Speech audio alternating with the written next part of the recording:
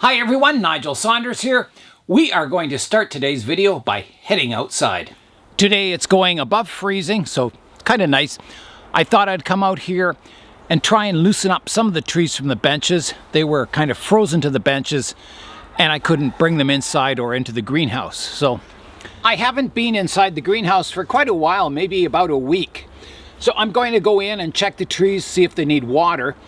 I don't have any water out here, but I'll use snow. I'll put snow on top of the pots and it should slowly melt into the soil and water the trees. All right, I'll head inside now, see how the trees are doing. Oh, if I can get the door open. A bit icier.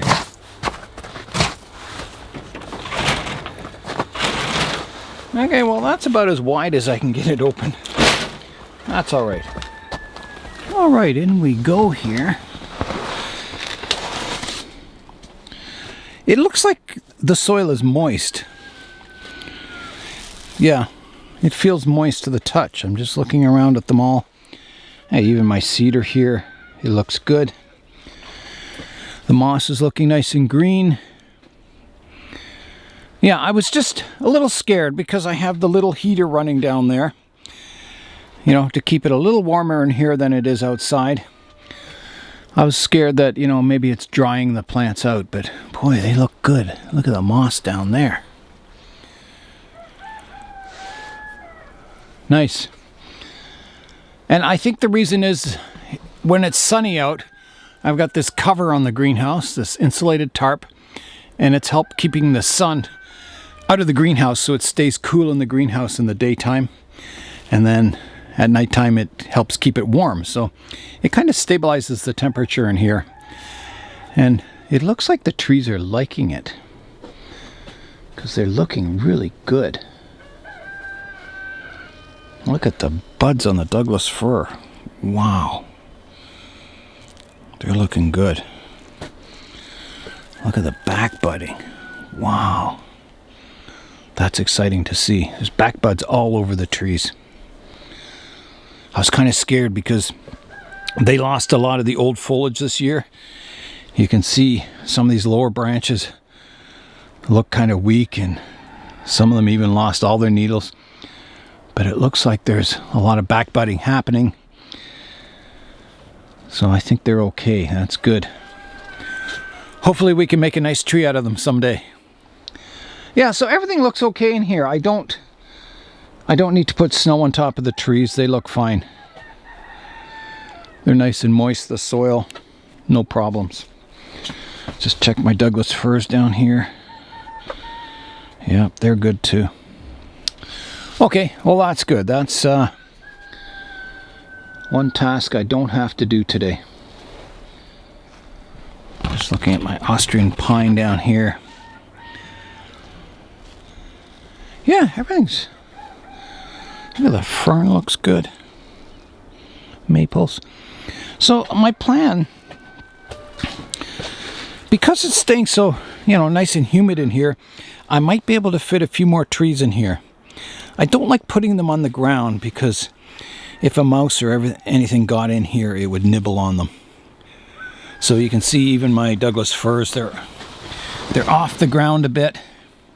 It's a bit of a deterrent for mice. They could probably still just jump up there, but they don't seem to. Yeah, so I'll see if I can find something low that I can set a few more trees on and put them inside here today. Because my plan is to overwinter all these trees that are in here now, keep them in here for the entire winter. I think it's a really good place to store them. I think it's even better than in my basement. The temperature in here is... looks like it's about 7 degrees. I don't know if this is right, but I don't know if that's supposed to be 0. I think it is. Yeah, 0, and it's up to like 7 or 8, which seems kind of warm, but I don't know, maybe it is. It does feel warmer in there than it is outside. I found this old table at the side of the road one day. It's barely hanging together, but I think it'll work. I'll put it in the greenhouse and put a tree on top of it. All right, let's see if it Whoops. I guess that's not going to stay together. Now it's a three-legged table. Might work still. Let's try it. If I can get it in here.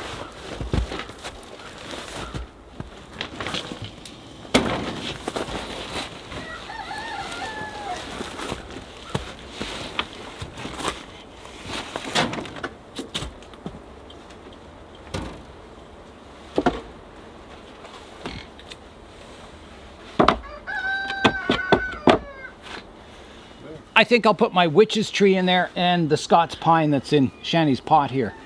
So here I go. And I think we'll start with the specialty pot from Shani.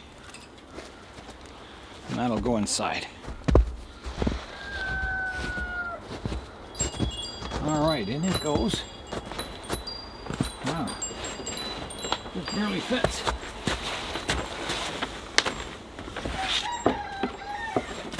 Our three-legged table's hanging in there. This one's really heavy. Holy. Oh. In we go. Oh, that was really heavy. So this is a thuja tree planted over top of a rock, and then have all kinds of rocks holding it in place, the roots in place, so it'll grip the rock eventually, and I can take away all those other stones from the planting. So it makes it really, really heavy to lift this. Once I get all those other stones away, it won't be so bad. And then the other one I have is Shani's pot over here, and it also has a lot of rocks on it that are holding the tree in place until the root system gets established. So I've got my heaviest planting is over top of the three legs, and this one's kind of on the overhang, so there's no danger of it tipping over or anything. So all right, that's kind of got the greenhouse quite full. I could fit some more trees down on the floor down here. Maybe I could find something to put them on, a little brick or something, just to get them off the floor a bit. I'll see if I can fit a few more in. I'll put the cement pot that Lewis made upside down, and then I can put a tree on top of it. It should fit in there nicely. I can only fit some small trees in there, so I think I'll put like some of these seedlings. My vine here, what kind of vine is that again? My nightshade vine, right there, which is looking really good. Look at that trunk, it's got some character to it. Yeah, so some of these smaller ones, little seedlings and that, I think will go in there. That'll protect them for the winter. And all the moss that the birds have kicked off. Yeah, so we haven't had any really cold days yet. The lowest we went down to is -8 degrees Celsius. And all my, less hardy trees are already in the greenhouse where it's a little warmer. So they're protected. And out on the benches, everything is fairly hardy out here. But it will need protection coming up. Once we start getting down to kind of -15 degrees Celsius, that's when you kind of got to watch out for your hardy trees also. If they were in the ground, they'd be fine, but in pots, the roots stay frozen and they get colder and colder, and if you get a wind come up, it can dry the plants out. And so it's best to protect even your most hardiest trees in the winter once it gets kind of below -15 degrees Celsius. After saying that, I have left all my trees outside for the entire winter on the benches. It was a warm winter. The lowest we got down to was -18 degrees Celsius, and they all survived. The reason I wasn't too worried about them was they all had a good layer of snow on top of the pots and the trees, which protects them against the cold winter winds. And you can see at the moment all these trees have a good layer of snow on them, and that it really helps insulate them. It stops that fluctuation between nighttime and daytime temperatures. It keeps them kind of at a more moderate but still frozen temperature. So yeah, so that -15 degrees Celsius, it depends. They can take colder if they have some snow protection around them. I've got the greenhouse all full now. You can see any of the new pots have snow on them. I fit the vine in over here, and over this side I fit all my little accent plants and seedlings and small pots in there. So the greenhouse, I guess I could have fit a few more in down there, but basically it's full now. So I'm going to close it up, and I will keep checking on it. You know, everything in here will need watering eventually. So I might just have to come in someday and take all this out again, bring the watering can in when we get rain or something, and give everything a good watering. But for now, everything looks good inside the greenhouse. So let's turn our attention to the outdoor trees now. In the winter, the rabbits get really hungry, and you can see I used to have all these raspberry canes across the pathway, and every year they get chewed down like this, right to the ground almost. So you can see there's no raspberries overhanging the pathways at the moment. And I also noticed the spruce trees that were on the ground were getting eaten way down over here. The spruce trees over here. So today I want to get them off the ground, and I tried before, but they were frozen to the ground, so I couldn't move them. And I was out today, and I noticed that the larches are also being eaten. If we come down here, you can see just the tip of the larch sticking out of the snow there, and it's being chewed off. This one's being pruned down to a branch. All of them. So yeah, the rabbits have done the pruning this year. And then I noticed even my ones, those seedlings we ordered, they've also been chewed down, even though they're up, not real high off the ground, but they are off the ground. And you can see how they've all been chewed down to stumps, and all the branches have been reduced back. So quite a severe pruning the rabbits did, but we'll see how the trees do. I think they'll come back fine, but who knows? We'll see. So I'm going to get all these trees that are low down to the ground. These spruces, these are black spruces that Jonathan brought me and gave me. So some of these are going to the edible forest, and others will become part of a bonsai forest. So I'm going to put them up in the studio area up there on top of that bench, and I'm hoping the rabbits can't get up there and chew them any further. All right, we'll start with the larches here. That's too bad they got chewed down like that, but I can see all the branches here where the rabbits have chewed them off. Yeah, there they all are, the branches. That one survived. Well, we'll see. If they recover, fine. There's no harm done. It might be a good pruning in the end, but we'll see how they do.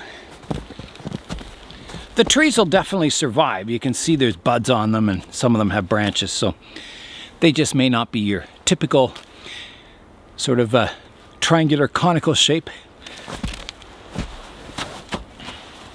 Usually I do all this work in fall, but this year I was working on the plant room, so I didn't have time, and winter came and I just ran out of time doing all this prep work, so I paid the price. No trees are safe. Here's my spruce tree. They kind of took the top off that one. Actually, they did a good job with the pruning. Rabbits aren't too bad at bonsai. Here's another one. You can see the top is almost chewed all the way through. Just a little bit of bark holding it on, but it should recover.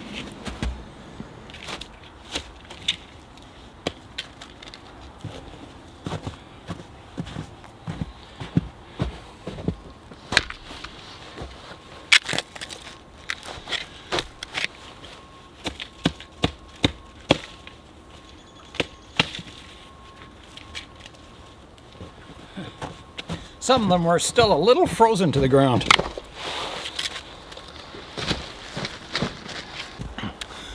I've got all the trees off the ground now, my larches and the spruce, but these ones are still in danger on this lowest shelf. They can reach those really easily. So I'll move them up higher. And you have to also be careful as the snow level rises in the winter. They can reach higher and higher up on the benches, and so you've got to have them quite a quite a height off the ground before they're out of the reach of the rabbits. So I may even move them all the way up onto the top of the other benches and just leave these clear for the winter. I was going to try and bring these benches inside for the winter, and I may still do that, so that's another good reason to clear these benches off.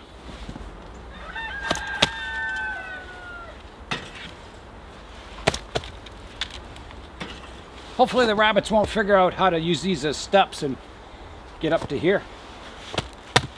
You never know. It's good to see there's a few larches that didn't get touched. It is predicted that we'll have a warm winter this year, so I may be able to keep all these trees out on the bench if we don't go below that kind of minus 15, maybe pushing it to minus 18 or even minus 20. Yeah, so if it does look like it's cooling off, I'll check the weather. I always look at the long-range forecast, and if it looks like it's getting down, you know, below that minus 15 to minus 20 degree range, I may have to bring all these trees into the basement, and just for like a month and a half, not too long. We protect our gooseberry bushes here with this fencing, and my wife has her screen house now that she can grow a lot of her, you know, more hardy stuff in there, shrubs and berry bushes and that, so the rabbits can't get them. It's a constant problem here, rabbits. You know, some days you come out here and there's 4 or 5 of them running around, but you know, you just protect your plants from them and live in harmony with the little bunnies. Here's a look at my wife's screen house in winter, and the plastic is just held on there temporarily for the winter. And you can see how the snow slides off the roof and down the front of the building here, and that also helps insulate the inside of the building. So it's quite warm in there. I don't think I can get in there, but I won't go in, but it's really nice in there. So that's turning the screen house into a greenhouse for the winter. It makes it more versatile. So here's another view of the screen house in the winter, and you can see having the door on the side, you don't get that snow piling up, so you can access the door all year round. I was just saying how we have these gooseberries all fenced in and these raspberry canes, and then I was looking down here and there's rabbit poop and rabbit footprints all through here.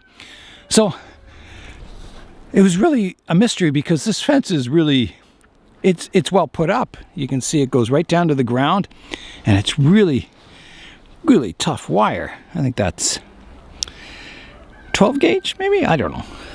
Anyway, it's galvanized cattle fencing.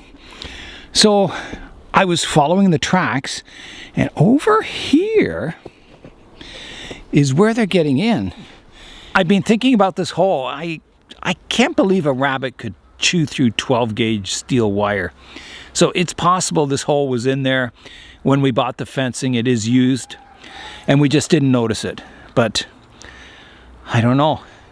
My wife still has her one rain barrel out here, and it's getting water down on the bottom. So she just kind of chips away the ice and gets water. So it's, you know, getting mid-January, still getting rainwater out here. I can't believe those rascally rabbits, they get into everything. And that's all for today on this wintry day. I'm Nigel Saunders. Thanks for joining me in the Bonsai Zone.